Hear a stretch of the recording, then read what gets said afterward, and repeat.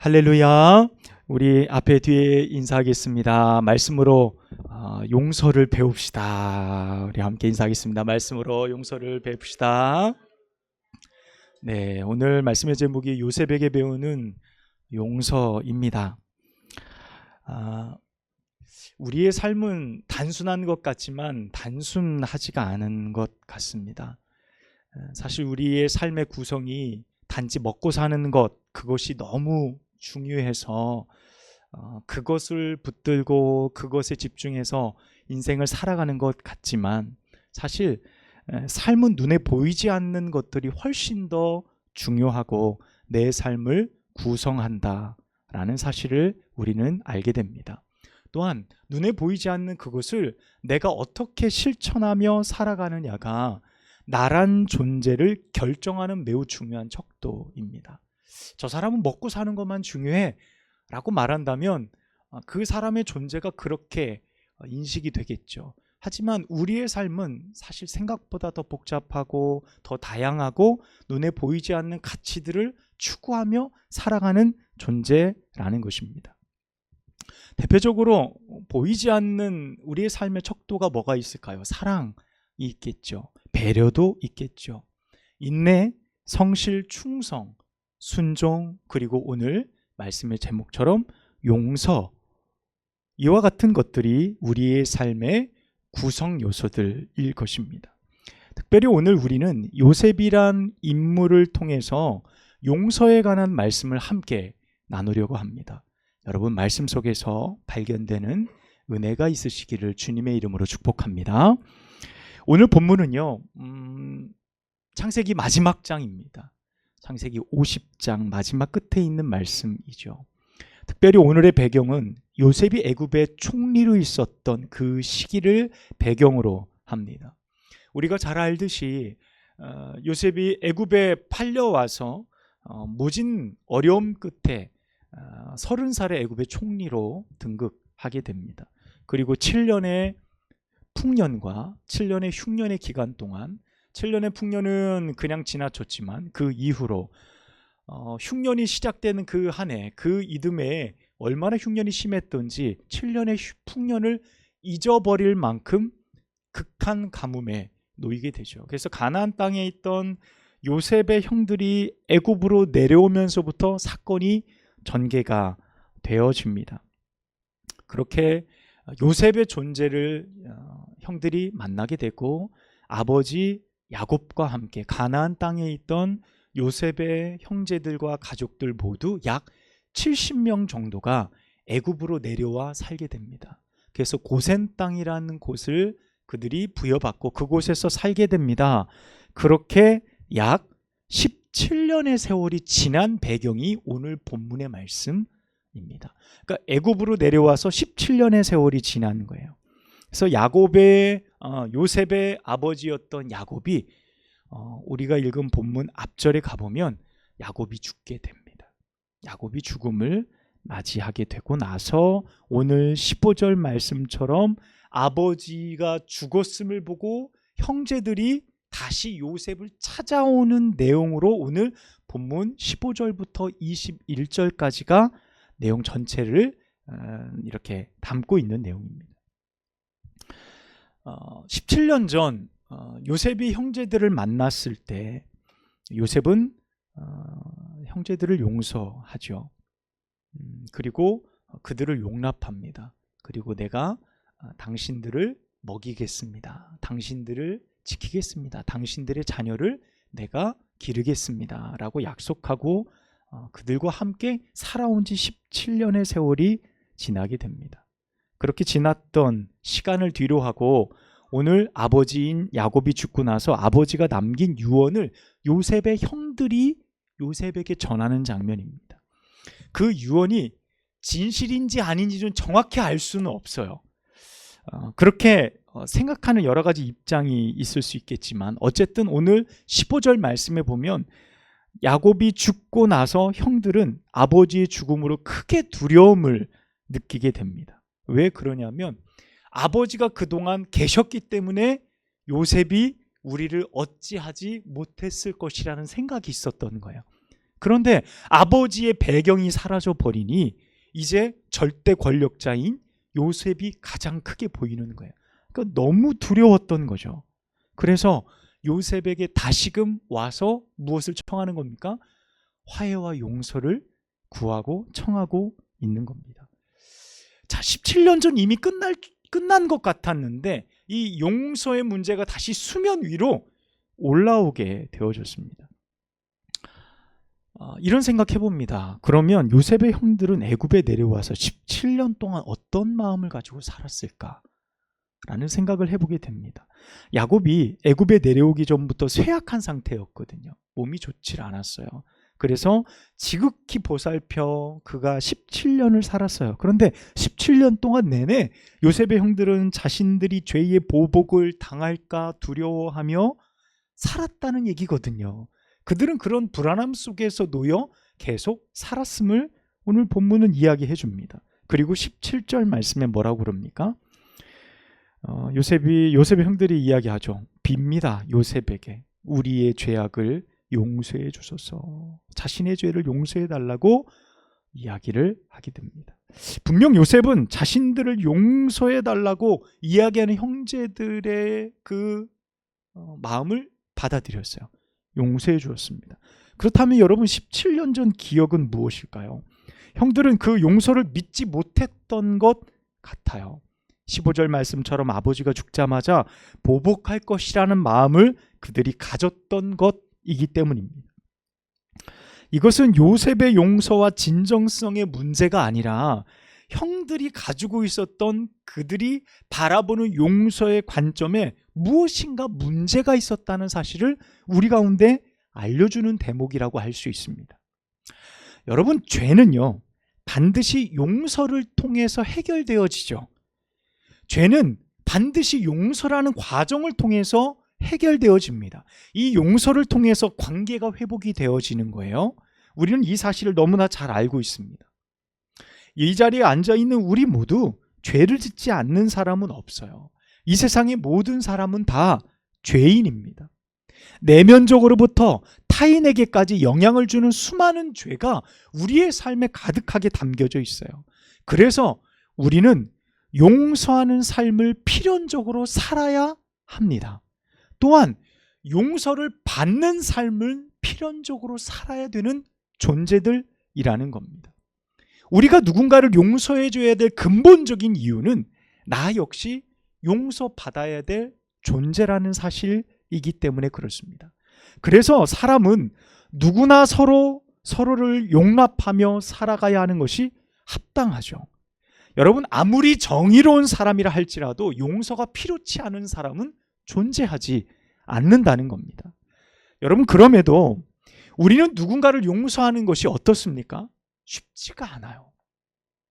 내가 남에게 용서를 받아야 된다는 사실도 잘 알지만 내가 남을 용서해야 된다는 사실이 어렵습니다. 그것이 쉽지가 않아요. 아량을 베풀거나 용서할 수 없이 용서하고 어쩔 수 없이 그래 알았어 하고 그냥 떠넘기듯이 혹은 잊어버리듯이 그렇게 넘기는 용서들이 우리의 삶에 대단히 많았었다는 것을 우리는 부인하기가 어렵습니다. 완벽하게 남을 용서하기란 결코 쉽지 않아요. 정말 우리가 그런 일들을 할 수 있을까라고 생각할 만큼 말입니다. 여러분, 그런 어려운 일, 자신을 팔아버리고 자신을 노예처럼 취급했던 형들을 대면하며 그들과 함께 울며 그들을 온전히 용서해냈던 요셉의 모습을 우리는 말씀을 통해서 발견해 봅니다. 그가 애굽에 팔려와서 겪었던 수많은 어려움, 언제 죽을지 모르는 노예 같은 삶을 살았던 요셉의 모습을 얼마나 그들이 이해할 수 있었을까요? 혹은 자신의 모습을 한탄하며 형들의 악행을 늘 요셉은 떠올리지 않았을까요? 내가 이 자리에 온 것 다 형들 때문이야. 그 마음이 얼마나 괴롭고 힘들었을까요? 그것을 다 내려놓고 형들을 용서한다라는 것, 여러분, 그것이 쉬운 일이었을까요? 어찌 보면 요셉이 한 이 용서는 우리 평생에 한 번쯤 할 수 있을까? 이렇게 생각할 만한 용서를 베풀었다는 거예요. 그것도 언제요? 요셉이 절대 권력을 가졌을 때. 사람으로 내가 비슷한 수준에 있었다 그런다면 그래요. 그래도 조금 용서할 수 있어요. 그런데 내가 그들을 마음껏 나의 마음대로 좌지우지할 수 있는 권력을 쥔 상태였다고 한다면 그 용서가 쉽지 않아요. 보복할 수 있는 가능성이 훨씬 더 높았던 때에 요셉은 그들을 용서했다는 겁니다. 자, 그런데 오늘 본문 내용이 어떻게 전개됩니까? 형들은 아버지 야곱의 죽음을 뒤로하고 바삐 요셉을 찾아왔어요.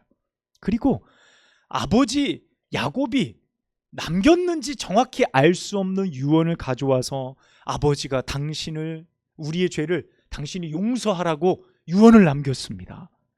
이 말이 당신의 아버지의 말이니 제발 그렇게 해주시기를 원합니다 라는 말을 남기게 됩니다. 그런데 여러분 상식적으로 한번 생각을 해보면 지금 야곱이 의지하고 야곱이 더 신뢰하는 존재들은 누구일까요? 존재는 요셉이지 않을까요? 요셉이 지금 자신의 가족들을 다 먹여 살리고 있는데, 그리고 용서의 주체가 누가 돼야 돼요? 요셉이 돼야 되잖아요. 그러면 야곱이 죽을 때 누구에게 유언을 남기는 게 맞아요? 요셉에게 남기는 것이 더 맞지 않을까요? 그런데 오늘은 전해달라 그랬다는 거예요. 아버지가 전해달라고. 그러니까 이게 어느 정도 15절 말씀과 연관시켜서 보면 형들의 두려움이 가운데 깊이 담겨 있다라는 생각을 우리는 할 수 있게 되어집니다. 우리는 여기에서 형들이 요셉의 용서를 믿지 못하고 있다는 그 사실을 만나게 되고요. 또한 여기서 매우 중요한 사실을 우리가 발견할 수 있습니다. 여러분, 내가 최선으로 누군가를 용서했다고 가정해 봅시다. 내가 정말 미워하는 사람이 있어요. 나의 젊은 시절 나는 그 사람 때문에 내 인생이 망쳤어. 내 인생이 너무 힘들었어요. 그런데 내가 나이가 먹고 그 사람은 나이가 늙었어요. 내가 권력을 줬어. 내가 뭐든지 할 수 있는 자리가 됐어요. 그런데 내가 그 사람을 용서해야 돼요. 이를 악물고 최선을 다해 그 사람을 용서했어요. 그런데 그 사람이 나의 용서의 진정성에 의심을 제기하는 거예요. 그것을 받아들이지 않는 겁니다. 여러분, 그렇다고 한다면 우리는 어떻게 해야 될까요? 이것은 우리가 삶을 살아가면서 그리 간단하게 해결할 수 있는 문제는 아닌 것 같아요. 어떻게 형들이 그런 생각을 갖고 그런 마음을 갖고 17년의 세월을 살아왔을까? 우리는 그 마음을 조금 좀 들여다볼 필요가 있을 것 같아요. 여러분, 죄의 특징입니다. 여러분, 그 특징이 뭐가 있을까요? 몇 가지로 한번 나눠보면 3가지입니다. 가장 첫 번째는, 여러분 잘 들어보십시오. 내가 정말 용서받아야 될 존재인가? 라는 의문이 들 때 그 사람의 용서를 우리는 받아들이지 못합니다. 그 사람의 용서가 크다, 적다를 떠나서 내가 그렇게 잘못했어? 라는 생각을 갖는 사람들은 그것을 받아들이지 못해요.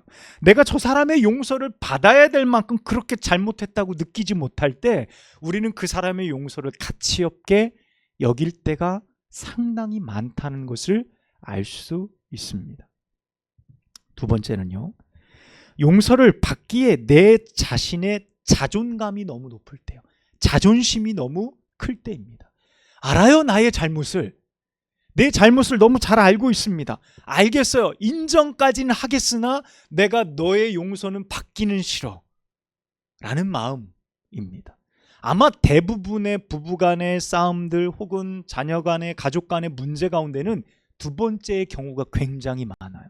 알긴 알아요. 그래서 내가 지금 이렇게 조심하고 있는 스탠스를 취하고 있는데 꼭 그것을 지적해. 그리고 나서 그것을 인정받으려고 하고 내가 너 용서해 줄게. 자존심이 더 상해. 그래서 막 더 싸워. 이런 일들이 굉장히 많다는 거예요. 세 번째는요, 용서보다 자신의 죄가 잘못이 더 크게 보일 때입니다.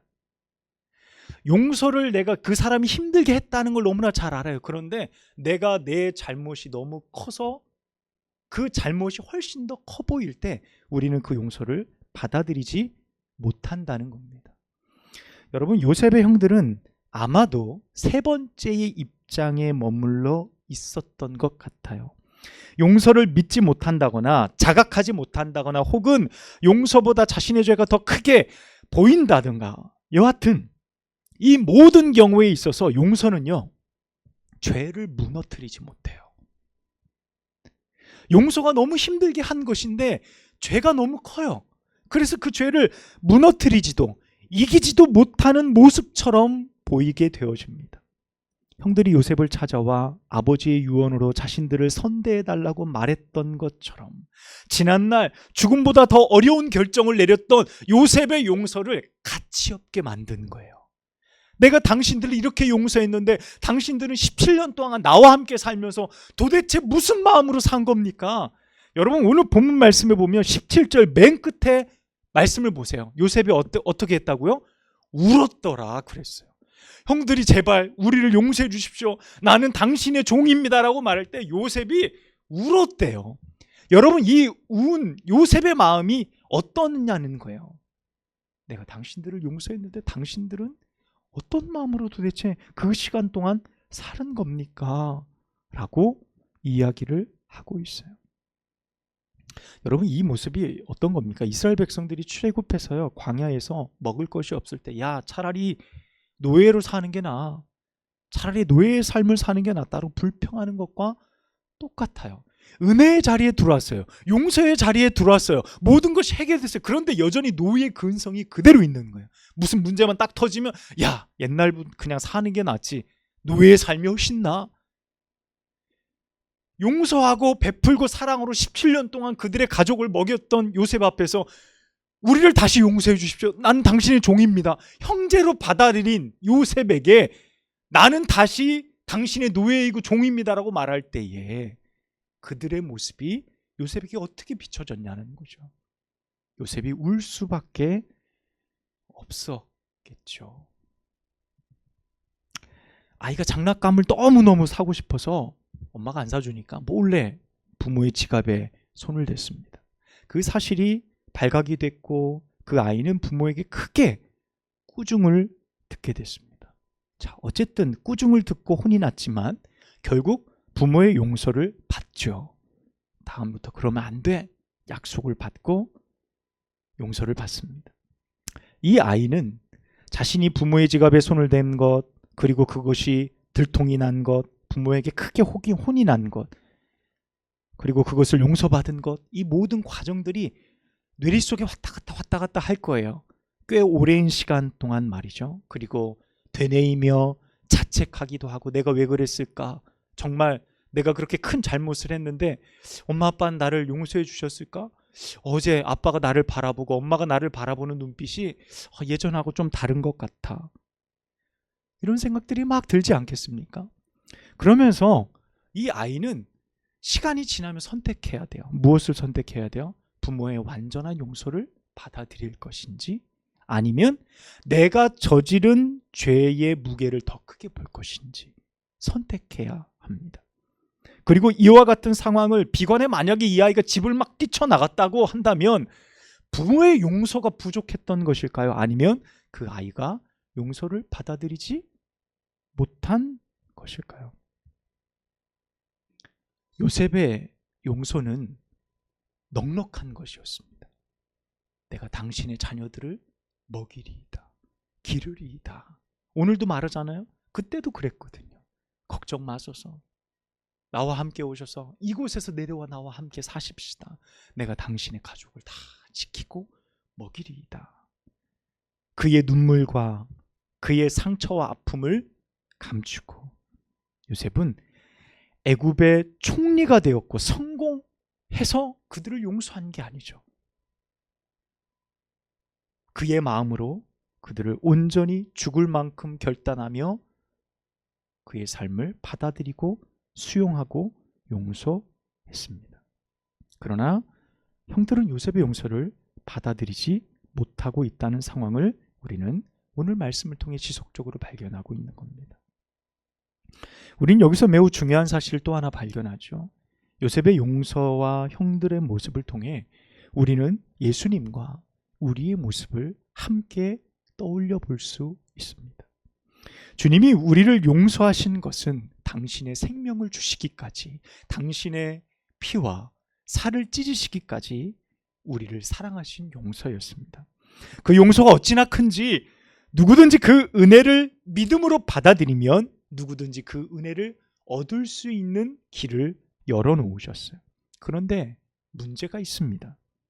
예수님께서 죄인들을 위해 용서의 문을 열어놓고 계시지만 그것을 받아들이는 것, 그 받아들인 우리의 자세에는 너무나 큰 문제가 있는 거예요. 정말 이런 나를 용서해 주실까? 내가 이렇게 살아가는 나의 모습을 주님께서 그렇게 긍휼히 끝까지 보아주실까? 때로는 의심과 어려움 속에, 때로는 좌절 속에서 우리가 예수님을 온전히 바라보지 못할 때가 많다는 사실입니다. 우리가 위에서 잠깐 나누었던 그 세 가지 조건에 우리는 여전히 부합하며 살아가는 존재들인 것 같습니다. 제가 처음에도 말씀드렸듯이 내가 정말 용서받아야 될 존재인가? 예수님 앞에 나오면서 늘 이것이 부딪히는 사람들이 굉장히 많이 있습니다. 의문을 제기해요. 내가 하나님께 용서를 받아야 할 만큼 내가 그렇게 잘못했나? 늘 교회 가면 죄, 용서, 회개 이런 것들을 이야기하는데 내가 그렇게 잘못 사는 건가? 라고 스스로 질문하는 많은 사람들이 있는 것을 봅니다. 교회에 다니며 신앙생활을 하지만 가장 중요한 사실은 여러분 어떤 걸까요? 죄에 대한 자각입니다. 죄에 대한 자각과 회개, 이것이 신앙의 시작이며 신앙의 과정이며 주님을 온전히 받아들이는 가장 중요한 유일한 길이라는 사실입니다. 그러나 불행하게도요, 교회 수십 년 다녔어도 진정한 회개, 나의 모습에 대한 아픔과 나의 가슴을 치는 회개가 메말라 간다는 거예요. 뭐만 남습니까? 종교인의 교양성만 남게 되어져. 오래 교회에서 신앙생활한 그의 모습만 남게 되어지는 사람들이 너무나도 많다는 사실입니다. 두 번째는 무엇이었죠? 용서받기에 내 자존심이 너무 강할 때예요. 잘못은 알겠으나 그것을 인정하기 어렵습니다. 여러분 그래도요, 첫 번째보다는 두 번째가 좀 나아요. 가능성이 좀 있어요. 왜냐하면 죄에 대한 자각은 있거든요. 아, 내가 죄인이구나 라는 사실을 아는 자각입니다. 그것이 굉장히 중요하죠. 그 다음 단계로 나아갈 수 있는 조건이 되기 때문입니다. 그 사람이 발견해야 될 것은 한 가지예요. 예수님을 발견하면 됩니다. 죄를 알았으니 그 죄의 문제를 해결해 주실 예수님을 발견하면 되는 겁니다. 세 번째는요, 용서보다 자신의 죄가 크게 보일 때예요. 오늘 요셉의 형들도 그렇고 우리들도 그럴지 모릅니다. 예수님이 우리의 죄를 용서하시는 은혜, 그 은혜가 너무 크다는 사실을 잘 알지만 우리는 때로 우리의 죄가 켜켜이 쌓여가는 환경 속에서 예수님의 은혜를 크게 바라보지 못하고 내 죄를 크게 볼 때가 많아요. 내가 이 모양으로 살아가는데 권사인가? 내가 목사인가? 집사인가? 내가 성도인가?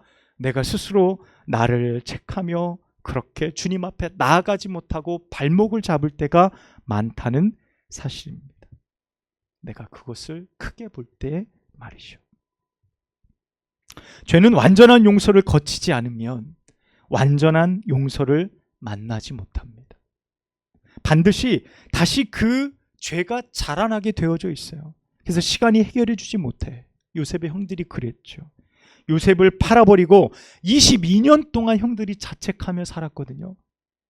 그 굴레를 벗지 못했습니다. 애굽에 내려와서도 요셉과 화해했음에도 불구하고 17년의 세월을 두려움 속에서 살았어요. 화해했다라고 말하는데도 여전히 말이죠. 여러분, 죄는 이토록 집요한 것입니다. 죄는 여전히 우리의 삶의 그 어떤 것으로 해결할 수 없어요. 온전한 용서를 받아들이고 그것을 내가 온전히 수용하기 전까지는 말이죠. 요셉은 형들의 말을 듣고 웁니다. 얼마나 속상하고 마음이 아팠을까요? 그러면서 이렇게 말하죠. 내가 하나님을 대신하리이까. 내가 하나님을 대신하리이까. 자신이 할 수 있는 것은 복수가 아니라 용서라는 사실을 말하고 있습니다. 사랑하는 여러분, 우리에게 요셉과 같은 진정한 용서가 우리의 삶에 주어졌습니다. 바로 예수 그리스도의 십자가입니다. 그 십자가 앞에 나아가면 주님은 우리의 모든 연약함과 허물을 용서하시고 주님께서 우리를 받아주신다고 약속하셨습니다. 여러분, 그 대상, 주님께 용서받아야 될 대상이 나라는 확신을 가지시는 여러분 되시기를 축복합니다. 주님은 오늘도 묵묵히 죄악을 선으로 바꾸십니다. 오늘 또 자신의 죄를 자각하고 눈물로 나오는 자를 주님은 기다리십니다. 오늘 20절 말씀처럼 많은 백성의 생명을 구원하게 하시려고 주님은 오늘 또 우리의 삶에 함께 하십니다. 이 주님과 동행하시고 죄의 모든 문제를 온전히 주님 앞에 의탁하시는 여러분 되시기를 축복합니다. 기도하겠습니다. 하나님 아버지, 감사합니다. 오늘 우리에게 주신 생명의 말씀 붙들게 하시니 감사합니다. 요셉이 형들에게 보였던 용서의 모습을 우리가 말씀을 통해 배우게 하시니 또한 감사를 드립니다. 주여, 우리가 하나님 앞에 우리의 죄의 문제를 크게 보나 주님의 은혜가 더 큼을 믿게 하옵소서. 그 큰 은혜 앞에 우리의 모든 죄의 문제들을 내어 던지고 하나님 온전히 해방을 얻을 수 있는 저희 모두가 되어지도록 함께하여 주시옵소서. 우리 구주 예수님의 이름으로 간절히 기도하옵나이다. 아멘.